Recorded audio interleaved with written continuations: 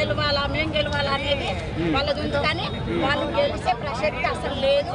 ప్రజలంతా చెప్పేది ఒకటే మాట, నవీన్ యాదవ్కే ఓటేసి మేము గెలిపించుకుంటాము. ఆయన చిన్నప్పటి నుంచి మాకు తెలుసు, వాళ్ళ డాడీ తెలుసు, మాకు ఇక్కడ పుట్టి పెరిగిన ఆయన. మేము ప్రతి ఒక్క ఇంటికి వెళ్ళినాం. మేము డోర్ టు డోర్ వెళ్ళి మాట్లాడితే నవీన్ అన్న యాదవ్కే మేము చేస్తాం. అయ్యో మాకు తెలుసమ్మా, మీరు ఎందుకు వస్తున్నారు, మాకు తెలుసు, మేము ఓటేస్తాం, మీరు చెప్పే అవసరం లేదని మాకు వాళ్ళు చెప్తున్నారు.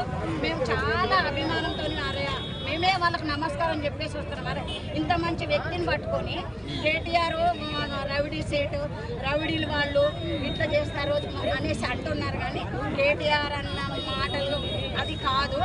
వాళ్ళు చెప్తున్నారు, ఇలా అన్నారు కదమ్మా కేటీఆర్ మరి రౌడీ సీట్ అంటున్నారు నవీన్ యాదవ్ అన్న అంటే, అమ్మ వాళ్ళు 10 సంవత్సరాలు ఏం చేయలేకపోయారు. ఇప్పుడు నవీన్ అన్న సరే 2 సార్లు ఆయన ఓడిపోయాడు. ఇప్పుడు ఎందుకు గెలిపించుకోవాలనుకుంటున్నాం? 10 సంవత్సరాలు వాళ్ళు చూసినాం కాబట్టి ఇప్పుడు మేము నవీన్ అన్నను మేము గెలిపించుకోవాలని మా కోరిక.